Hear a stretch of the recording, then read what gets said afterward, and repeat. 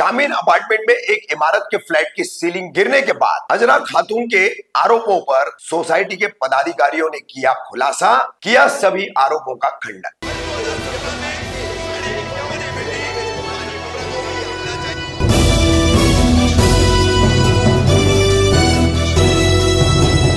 रफीक कामदार हिंदुस्तानी reporter में आपका स्वागत है। कुछ दिन पहले हमने आपको कौसाल मास कॉलोनी के शामीन अपार्टमेंट सोसाइटी की एक खबर बताई थी, जिसमें से एक इमारत के एक फ्लैट की सीलिंग गिरी थी और उस पर उस मामले को लेकर फ्लैट मालकिन अजरा खातून ने बात की थी और सोसाइटी के पदाधिकारियों पर आरोप लगाए थे। अब इस संबंध में सोसाइटी के पदाधिकारियों से अकील सरदार है, तबरेज हैं, सैफ सैयद हैं, ये सभी लोग हैं और इमारत में रहने वाले कई सारे लोग हैं। तो उन्होंने इस पर पूरा स्पष्टीकरण दिया है, खुलासा किया है, अजरा खातून के तमाम आरोपों को गलत बताते हुए खंडन भी किया है। क्या उन्होंने कहा है, किस तरह से खुलासा किया है, इस विवाद पर सुनिए। क्या नाम है आपका? मेरा नाम है अकील सरदार और शामीन बिल्डिंग नंबर 3 से मैं बोल रहा हूँ। अकील भाई, आज आपने हमें यहाँ बुलाया है शामीन सोसाइटी में। हमने एक खबर चलाई, जो अजरा नाम की महिला है, खाला है, उनकी खबर चलाई थी। उसने कई आरोप लगाए थे, उनके घर की जो सीलिंग है वो गिर गई थी। तो वो खाला ने आप लोगों पर कई आरोप लगाए थे, सोसाइटी कर्मियों पर, कि ये बिल्डिंग C4+ कैटेगरी में, ऐसा कुछ कहा था उन्होंने। और बोल रहे थे कि ये जो है ये रिपेयरिंग नहीं, इसको नई बिल्डिंग बना रहे थे। और आप लोगों ने थाने मनपा के परमिशन भी नहीं लिए, ऑडिट भी नहीं किया और इसको रिपेयरिंग करना चालू किया। ऐसे कई गंभीर आरोप आप लोगों पे लगे थे। क्या बताना चाहोगे इस पर? पहले तो ये बताना चाहूंगा मैं कि उनका स्लैब नहीं गिरा है, उनकी पीओपी गिरी है और पीओपी के साथ में जो प्लास्टर गिरा है सीलिंग का, एक बात। दूसरी बात ऐसी है कि ये काम हमने शुरू किए रिपेयरिंग का, तो एक प्रोसीजर होता है, वो हिसाब से शुरू किया गया। तो जब शुरू किया गया तो सबसे पहले हमने एसी निकाले, फिर 29 तारीख को जुमा का दिन, उस दिन ग्रिल उठाई गई। ग्रिल को ग्राइंडर से काट के ऊपर उठाया गया, मतलब ठोक पीट कुछ नहीं की गई थी। नहीं, उन्होंने ऐसा बोले थे कि ठोके थे। नहीं, ग्राइंडर से काट के निकाले। अच्छा, हाँ, कटिंग करके निकाले। और वो ऊपर लेके गए। और ये जो ग्रिल निकाली गई है फर्स्ट, सेकंड, थर्ड फ्लोर की, ग्राउंड फ्लोर की ग्रिल भी नहीं निकाली गई। अच्छा, ठीक है। और इनका जो गिरा है, जो प्लास्टर गिरा है, पीओपी गिरा है, जो हम लोग को वीडियो आया, क्योंकि हम लोग घर में नहीं गए थे, वो हिसाब से देखा गया तो ऐसा मालूम पड़ता है कि दरवाजे के साइड में गिरा है, विंडो के साइड में नहीं गिरा है। और इनका जो गिरा है तो शायद 2 तारीख को गिरा है, क्योंकि हमने बाजू वाले पड़ोसी से बात किया था, तो बोले 2 तारीख को, बोले दोपहर के बाद में आवाज आई थी कुछ गिरने की। वो मालूम नहीं क्या गिरा, ऐसा उनको नहीं मालूम पड़ा। तो गालिबन ये 2 तारीख को गिरा। ग्रिल निकाली गई 29 तारीख को और ये गिरा है 2 तारीख को। 5 दिन तक क्यों नहीं गिरा ये फिर? अच्छा, मतलब आपका कहना है ये ग्रिल जो, हाँ, 29 तारीख को निकाला, ये गिरा 2 तारीख को। तो इसके लिए ये इनका इल्जाम है कि ये ठोक पीट की, ठोक पीट तो हुई नहीं, ग्रिल निकाली गई, कटिंग करके निकाली गई। तो ये वजह से उनकी जो सीलिंग है वो नहीं गिरी है। तो ये इल्जाम मैं उनका खारिज करता हूँ। अच्छा, उन्होंने ऐसा भी आरोप लगाया था कि आप लोगों ने बिल्डिंग की ऑडिट नहीं की और काम चालू कर दिया, टीएमसी की परमिशन भी नहीं। हम लोग ने, देखो, ये ऑडिट की रिपोर्ट है, ये देखो ऑडिट रिपोर्ट है और रिपेयरेबल है और उसमें रिपेयरेबल लिखा गया है। अच्छा, इसमें तो C2 लिखा है। C2, हाँ, C4 कुछ C4+ नहीं, वो अपने हिसाब से बोले होंगे उन्होंने। अच्छा, दूसरी बात ऐसा है कि सीलिंग तो उनकी गिरी है जरूर, मतलब इसमें मैं ये नहीं, सीलिंग का जो प्लास्टर है, पीओपी है, वो गिरी है। तो उसकी वजह क्या है? कुछ ना कुछ तो वजह होना चाहिए। तो जब हमने मालूम किया इधर आके, तो मालूम पड़ा कि 2023 में इनके तरफ पानी भरा था, फर्स्ट फ्लोर वाले की तरफ, फर्स्ट फ्लोर पे। हाँ, तो पानी भरने की वजह से इनकी पूरी सीलिंग गिल्ली हो गई थी। फिर उनके आपस में कुछ झगड़े हुए, मतभेद हुआ, फिर बाद में सेटलमेंट हुआ। अच्छा, हाँ, और आपन ने उससे पैसा भी ली। तो पानी मतलब कहाँ पे भरा था? वो जो ओनर था वो भूल गया था खोल के, अच्छा, मतलब वाल खोल के भूल गया था, तो इसकी वजह से वो पूरा घर में पानी भर गया था, उसका पानी नीचे आ गया, नीचे आया था। हाँ। तो बाद में उनका आपस में सेटलमेंट हुआ और कुछ अमाउंट आपा को दिया गया रिपेयर करने के लिए। अच्छा, रिपेयर के लिए अमाउंट भी दिया गया। हाँ, अब उन्होंने रिपेयर क्या किए क्या नहीं किए हमको नहीं मालूम है, क्योंकि घर के अंदर का मामला है। तो ये रिपेयर हुआ था नहीं हुआ था, सही हुआ था नहीं हुआ था, तो उसके वजह से ही गिरी, क्योंकि पीओपी जो रहती है वो वजन लेती है, वो प्लास्टर को गिराएगी, दबाएगी नहीं, समझे ना आप। तो ये पीओपी का काम किए, उसमें उसका सही तरह से काम किए नहीं किए मुझे नहीं मालूम। तो ये एक वजह हो सकती है, ये मैं एक बता रहा हूं मेरे हिसाब से। दूसरी बात, खाला का कहना है कि परमिशन नहीं लिए और ऑडिट नहीं कराए, तो ये ऑडिट को मैंने आपको दिखाया अभी, और रिपेयरेबल है, C2 है, ठीक है। तो ये हम लोग ने जो रिपेयर का काम कैसा शुरू हुआ, तो हम लोग AGM में पास हुआ था ये कि ये बिल्डिंग का जैसा अभी रिपोर्ट में C2 है तो इसको रिपेयर करना चाहिए। तो जब हम लोग AGM में बैठे थे तो वो टाइम पे ऐसा डिसीजन हुआ कि भाई तीन बिल्डिंग है यहाँ पे, 3 नंबर 4 नंबर 5 नंबर, तो ये तीनों बिल्डिंग अपने अलग अलग फंड जमा करो और वो हिसाब से रिपेयर करो, जो भी ऑडिट में वो हिसाब से। तो उसका हमने प्रोसेस शुरू किए, अलग अलग बिल्डिंग मिलके अलग अलग।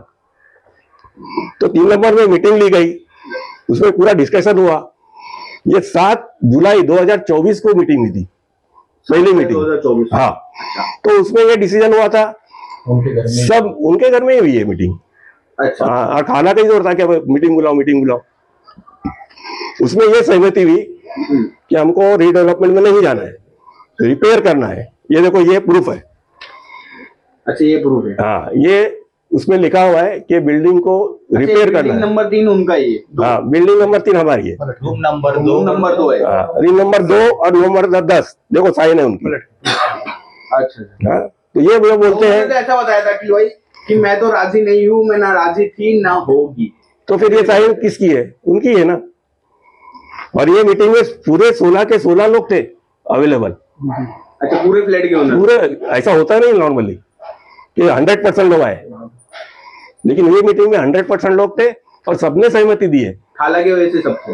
हाँ, खाला ने बुलाया और लोगों ने भी मेहनत की है, जो लोग बाहर रहते हैं उनको फोन करके बुलाया गया और पूरी मेजोरिटी रखी गई और उसमें डिसाइड हुआ कि भाई रिपेयर करने का है। और वो हिसाब से ये साइन क्यों ली गई थी सबकी सहमति, देखिए कोटेशन मंगाना है, घर में जाके लोगों को देखना है काम क्या है, तो इसके लिए सहमति ली गई थी और कोटेशन मंगाए गए, 4 कोटेशन मंगाए गए।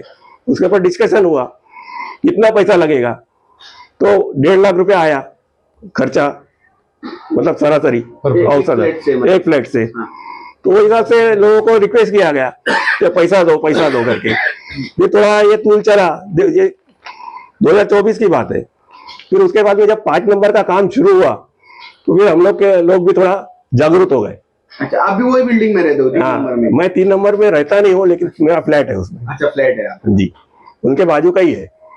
हाँ, तो जब भी 3 नंबर का, जब भी 5 नंबर का काम शुरू हुआ तो हम लोग के इधर भी जोर लगा। तो उसमें वो मीटिंग में फिर डिसाइड हुआ कि नहीं अपने को भी कराना है, पहले से ऐसा नहीं चलेगा, बेघर होंगे तो कहाँ जाएंगे, ये सब बहुत डिस्कशन होने के बाद में वही मीटिंग में जिम्मेदारी मुझे दी गई। मैं तो नहीं तैयार था लेने को, फिर भी लोगों ने नहीं अखिल भाई तुम रखो, तुम्हारे पास रखो जिम्मेदारी। तो बोला ठीक है भाई, मेरे अगर आगे बढ़ने से काम हो जाता है बिल्डिंग का तो चलो।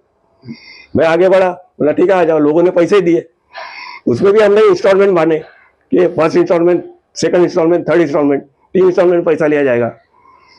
तो अभी जब पैसा 14 लोग का पैसा आया है 1st इंस्टॉलमेंट, 2 लोग का नहीं आया, वो खाला का ही, आपा का है, आजरा आपा का फ्लैट नंबर 2 और फ्लैट नंबर 10 का पैसा नहीं आया। दोनों रूम उनके ही? दोनों रूम उनके। और जैसा हम लोग को पैसा आया वो हिसाब से हमने कॉन्ट्रैक्टर को बुलाए, मीटिंग में भी बुलाए, कॉन्ट्रैक्टर ने काम समझाया क्या कैसा होएगा, हम लोग क्या काम करेंगे, वर्क शेड्यूल बनाया गया, वर्क ऑर्डर बनाया गया, सब लोगों को दिया भी गया कि क्या काम होने वाला है ग्रुप में डाल के। और उसके बाद में 24 तारीख को हमने फाइनली वर्क ऑर्डर दिया कॉन्ट्रैक्टर को, मीटिंग में ही दिया गया सबके सामने, ऐसा अलग से नहीं दिया गया था कि भाई किधर, मीटिंग में ही दिया गया था। और उसके बाद में उन्होंने हमको ये दिया, वर्क शेड्यूल दिया कि कैसा काम होएगा, कब 3 महीने में मैं मुकम्मल करूंगा। और उसके बाद में हम लोग ने उसका एग्रीमेंट बनाया, करारनामा आपस में कि भाई तुम काम कैसा करेंगे, हम पैसा कैसा देंगे, एडवांस कितना रहेगा, काम कितना होगा तो कितना दिया जाएगा, पूरा है। उसके बाद में हमने उसको एडवांस दिया तो इन्होंने बोला भाई पहले ऐसी निकालना पड़ेगा। लोगों ने ऐसी निकाले।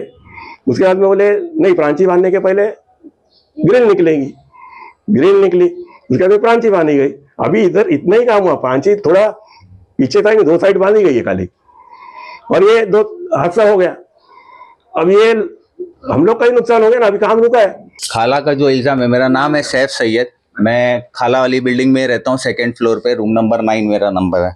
खाला का इल्जाम है सीधा सीधा कि बिल्डिंग C4 में आई है, मैं पैसा देने वाली हूँ नहीं। उसका प्रूफ चाचा ने दिखाया, आपके सामने ही है कि C2 में आई है, जो हमने आपको दिखाया। खाला ने यहाँ पे साइन किया है कि हम रिपेयर पे जाएंगे, हम बिल्डिंग नहीं गिराएंगे, हमको बिल्डिंग रिपेयर करनी है। दूसरा बात है खाला बोलती, दोनों तरफा। दूसरा बात है खाला बोलती है कि मैंने 1.5 लाख रुपए, आपने वीडियो अगर देखा होगा, मैंने लाख से 1.5 लाख रुपए उसमें खर्चा क्यों। अगर खाला का पॉइंट ऐसा है कि अगर बिल्डिंग वो रिपेयर में देना चाह रही तो बिल्डिंग के अंदर अपने घर में लाख रुपया 1.5 लाख रुपया खर्चा क्यों किए। चलो माना ठीक है, आपका घर है, आपने खर्चा किए, फिर आप इस चीज का ऑब्जेक्शन कैसे उठा सकते हो कि भाई मेरे बिल्डिंग का रिपेयर में आपका क्या नाम है सीलिंग गिरा है। आप अगर सही से वीडियो देखोगे तो सीलिंग में उनका भाई कि अगर उनको बिल्डिंग में पैसा देना ही नहीं, रिपेयरिंग का डेमोलेशन करवाना है, तो भी घर में पैसा क्यों लगा है। बात बराबर है ना। वही चीज सोचने वाली है कि अगर आप बिल्डिंग को डेमोलिश करना चाहते हो तो 1.5 लाख रुपया का आप खर्चा क्यों कर रहे हो उस घर के अंदर। आप ये चीज सोसाइटी को क्यों नहीं बताए। अगर आपको मालूम है, आपने साइन किया इस चीज के लिए, आपके पास प्रूफ दे रहा हूं मैं कि आपने साइन किया, तभी आपने कई पैसा खर्चा किया है उस घर के अंदर। दूसरा बात है खाला बोल रही है कि क्या नाम है बिल्डिंग को रिपेयर नहीं करवाना है, मैं ये नहीं करने देती हूँ, मेरे जान का सत्ता कौन निकाल के देगा, कोई पूछता नहीं है। तो पूरी बिल्डिंग में आज खाला 25 से 30 साल से रह रही। इस बिल्डिंग के सारे लोग यहाँ पे जो बड़े लोग हैं, बुजुर्ग लोग हैं, खड़े हैं इधर पे, सबसे पूछे कि खाला को हर चीज से सपोर्ट किया गया है। खाला जिस तरीके से रो के इल्जाम लगा रही है इस बिल्डिंग के ऊपर, वो सीधा सर पानी भी नहीं पूछता है यार पड़ोस वाले। ऐसा कोई बात नहीं है, ऐसा कोई बात नहीं है। खालू जब जिंदा थे, तबीयत उनकी खराब थी, नहीं बोलना चाहिए। मेरे घर से खुद खाना गया है उनको कि खाला तो उनके खिदमत में है, खाना नहीं पका रही है, 2 आदमी के लिए क्या खाना पकाएंगे, मैं खुद अपने हाथ से खाना लेके गया। तो खाला जो इल्जाम लगा रही है वो सीधा सीधा इस चीज के लिए, शामिल के लिए, अब चाहे अपने फायदे के लिए लगा रही है कि पैसा ना देना पड़े, मेरे घर का रिपेयर भी हो जाए, तो ये चीज ना हो पाएगी। इस चीज के लिए खाला का फोन भी आया था, मैंने उनसे बात की कि आप आइए, बैठिए, बात कीजिए।